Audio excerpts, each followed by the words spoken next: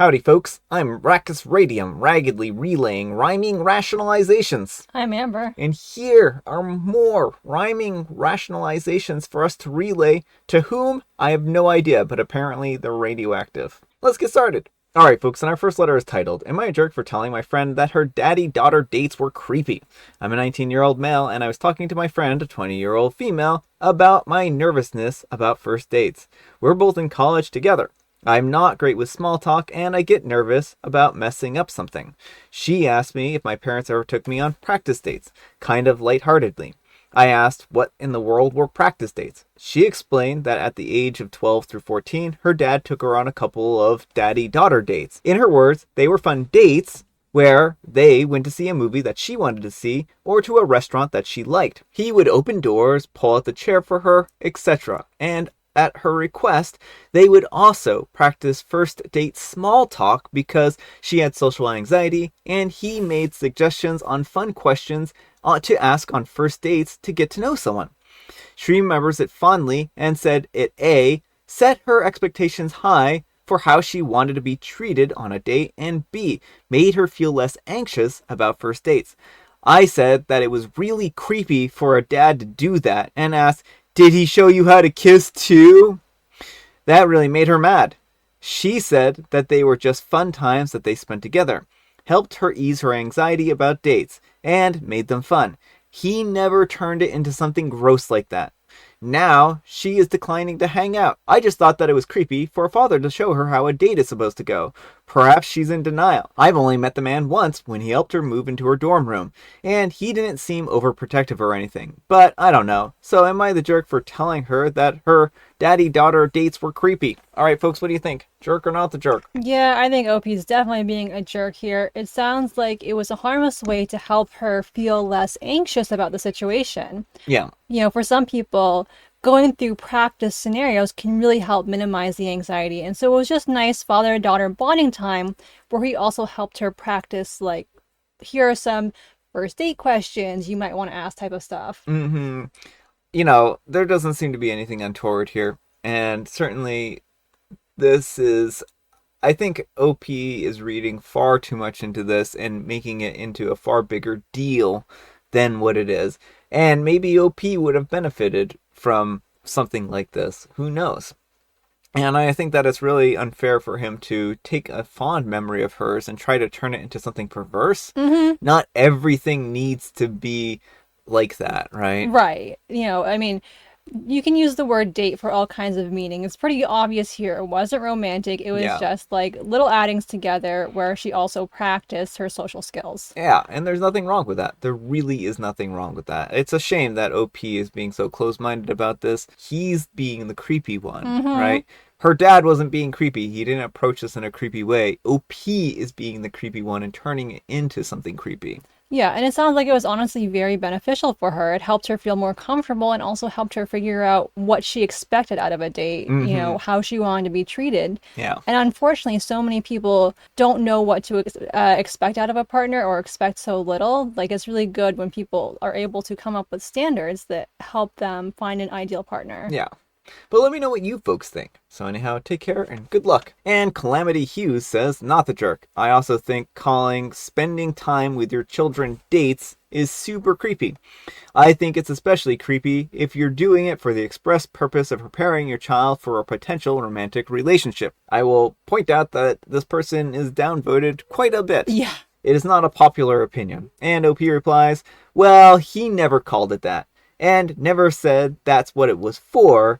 It just really sounds like a date. And she referred to it as a father-daughter date, so maybe she's the one who wanted to be a date, especially with the asking for conversation practice. Oh my goodness, this is just so gross. OP is just being so gross here. And North Cantaloupe 470 says, you're the jerk. Why do you find it creepy for a father to spend time with their daughter and take them out to a movie or a restaurant? It's far from creepy. It's an appropriate thing for a father to do, to take care of their daughter and let their daughter know that they care for them by spending time with them and treating them kindly and to help them overcome their social anxiety. taking them to a movie or a restaurant that they want to go to and teaching them how they should expect to be treated by other people who care for them. That is what a top grade father who cares about their relationship with their child and wants their child to trust them and be safe and know that they can talk to them about anything would do. Your friend has a top quality dad and you insulted him. She is likely very mad at you for this because that man has taken care of her and taught her well and showed her that he loved her and was more than just some disciplinarian walking ATM in her life, that he was a proper father. Alright folks, and our next letter is titled, Am I a Jerk for Telling My Father's Affair Partner that she married him and now she can take care of him now that he can no longer take care of himself? My father was not a very warm and caring father when my siblings and I, all in our 20s now, were young. I'm the youngest, and I was only 8 when we found out that he was having an affair with a woman that he worked with. The affair only came out because the affair partner grew tired of our father staying married to our mom and showed no signs of being willing to divorce my mom. She took measures into her own hands and confronted mom with the truth. My siblings and I were all at home at the time. It had blindsided my mom significantly because while she knew that our father worked a lot, he had always been an attentive spouse to her and he could play pretend that he was invested in the kids. My mom's marriage to him fell apart and she moved out of the house with us and we started anew. My father fought for shared custody. I often wonder if this was to punish her or us, or something, because it's not like he had any role in our lives at all, but he was awarded shared custody. His affair partner threw herself into this role of stepmom, and she acted like she was some new person who we had no bad history with us or our family. She even ignored the fact that she destroyed our mom's heart right in front of us. We did not like her, and within 2 years, she told our father that she no longer wanted us around anymore because all we did was bully her and make her feel like she was just some unimportant mistake that he had made. And she was also bothered by the fact that none of us would acknowledge her as our father's wife or our stepmom. When asked, we would always say that she was our father's affair partner. This wasn't something that she wanted following her around or thrown in her face a lot. So we had gone no contact with our father for more than a decade. I'm now 22. Recently, the affair partner made contact to inform us that our father had suffered several health complications and he is now ill and disabled. My oldest brother confirmed that this is true and is aware of which hospital he's currently in. None of us had any interest in seeing him, and we expressed this, though not to her, to our father's sister. His affair partner decided that my siblings would never give in, but she knew a much younger me and had hoped for a better relationship with my dad, and she tried to say that she couldn't care for him and the 4 young children that they have under the age of 7, and that my father needs me. I told her clearly that they were not my family, and that she married him, so she was responsible for caring for him now that he cannot care for himself. And I told her that I would not help, and I did not care how tough it was for them. Her response was full of anger, but she, in not so many words, called me a giant jerk. I ignored her, but she again insulted me and claimed that I was sick and cruel for my stance. Am I the jerk? All right, folks, what do you think?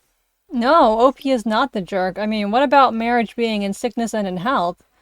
This man has not been a father to OP, and for her to now try and shuck the person that she committed to be with in sickness and in health on someone else so she doesn't have to deal with the inconveniences, I mean, that's a really, really low move. Well, and also, I think some of this is that she's feeling a lot of stress, and I can understand her feeling a lot of stress since they have 4 young children under the age of 7. And that likely does make it for a really hard situation. And I'm sure she's worried because, she's worried about her husband. She's worried about his health. And she's worried about how to take care of this and balance everything. And I think in a lot of ways what we're seeing is her lashing out at other people because she doesn't have enough arms to juggle everything that's going on. And I'm not saying that we should pity her, but I'm saying that she probably is coming from a place of great anger at this moment. Yeah, but he's also trying to pin this on a 22-year-old Yeah. who, I mean, I don't know if OP has a stable job or anything like that. 22, you're just getting your footing, and to be like, well, you should be your dad's full-time caretaker, and because I can't handle this, is just, you're the adult, you get to figure it out. I mean, I know technically OP's an adult too, but she did not sign up for the situation. Yeah. And this is something that, in a lot of ways, she brought on herself, right? Because she didn't want to play happy family or house anymore with the kids. And maybe if they had kept them in their lives and worked on reconciling that family and that relationship, then the kids would be more involved in their family's father's life. Right, that's the thing is she was fine with burning relationships to the ground until it became inconvenient to her. And it just seems like such a self-centered thing. Yeah, and certainly people can change and people, make poor decisions, and that's really how life goes sometimes. But she's made a series of bad decisions, and it seems like she expects people to clean up the mess after her. Mm-hmm. And instead of like acknowledging the wrongs that she's done, she's tried to sweep them under the rug. Well, and she never even reached out until this happened, which Yeah. makes it clear that she doesn't have any interest in rebuilding a relationship or treating anyone well. It's all about what's convenient to her. Yeah. But let me know what you folks think. So anyhow, take care and good luck. Alright folks, and our next letter is titled, Am I a Jerk for Calling My Mother's Tradition Trashy? I'm a 35-year-old female, and I come from a family that has a very odd tradition, to put it lightly. The tradition stems from my mother's side of the family and basically boils down to this. Every girl in the family should have a child while they're still a teen. The minimum requirement being 19 at the best. I never really understood the purpose of it, although my mom said that it was to make the family last longer. Yes, I'm aware of how insane this might sound. It did for me when I first heard about it. My mom, a 52-year-old female, tried to rope me into it when I was 16, and I refused. She didn't take it well, to put it lightly. I won't get into too much here, though the whole situation ended with my mom and dad's divorce. That wasn't the sole cause, though. They had long-standing issues even before then. I got pregnant at 19 with my daughter Emily, with my then boyfriend Mark. We contemplated it for some time and decided to keep her ultimately. However, my mom took this as her own vindication. And sometimes she made some offhanded comments about how she knew that I would come to my senses, and she knew that I couldn't resist. I mostly just ignored them, because they were few and far between, and it didn't nearly bother me enough. Recently, we went to a family function to celebrate my uncle's birthday.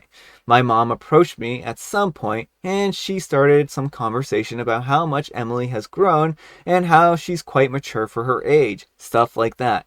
Then she asked me, would I consider introducing Emily to the family tradition?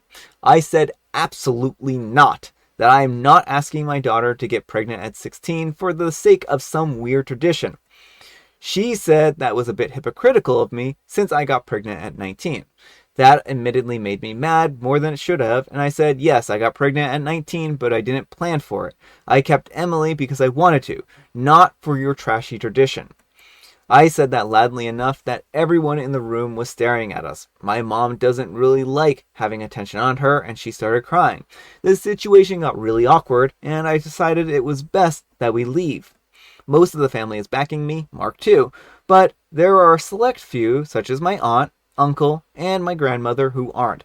My aunt says that even if she didn't agree with the tradition, embarrassing my mom was uncalled for. My uncle agreed with my aunt, and he said calling the tradition trashy was bad because it clearly meant a lot to my mom. Now, I know this seems like an obvious not the jerk situation, but I can understand how important tradition can be to some people, and shaming them for believing in it might be wrong for me, even if it's strange. Not to mention, there was the fact that I embarrassed my mom in front of a bunch of people. So regardless of the insanity of this situation, I have to ask, am I the jerk? Alright folks, what do you think, jerk or not the jerk? No, I don't think Opie's being the jerk, and I also think that she should keep her daughter far, far away from her mom.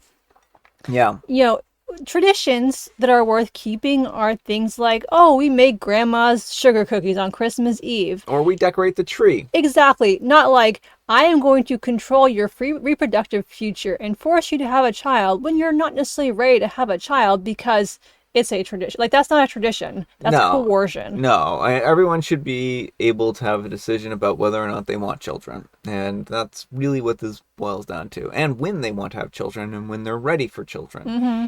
Now, I can certainly understand there are some arguments for having children younger in life, but I would argue that that's when you should still be an adult.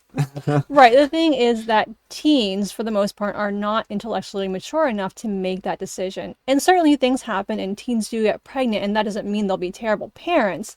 But like as a general rule of thumb, it's a lot of times better to wait until you're more cognitively, emotionally, and financially prepared. Yeah, I mean, certainly the trouble is that having a child at a young age can set a teen up for a lot of roadblocks. Like, they aren't going to be financially secure. They aren't going to necessarily know what's good and bad in a relationship. And so that can set them up for having a bad relationship.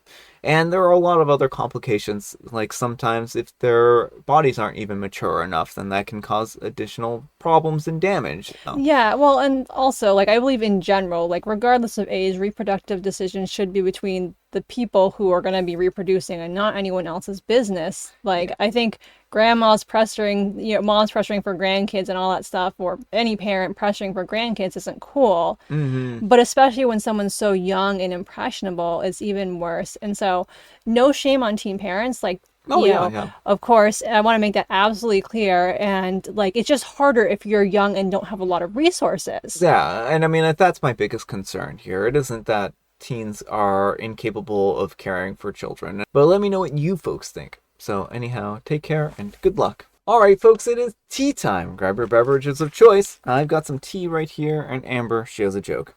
What would you get if you crossed a ghost with a dessert chef? You would get a werewolf or a vampire, or maybe a giant monster who steps on buildings. I'm not really sure. Or maybe a werewolf with egg on its butt.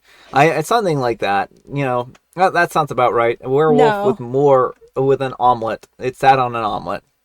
Boo berry pie. That was actually not terrible. That was actually pretty good. That was pretty good. And I have licorice spice. All right, folks, that's all the time we have for today. Thank you so much for watching. Happy Tuesday, spelled TWO. I didn't even know what day of the week it was for a second there. I had to think about it. Amber, we need some kind of moral advice and or guidance. And please, have it in the form of a fortune cookie. To the OP in story 1. I see more friendless times in your future if you keep insisting that what her dad did is creepy. Yes, very true. Very true. Do you have any magic numbers for us? 7, 13, 27. Thanks so much for watching, and we'll see you all tomorrow. Bye.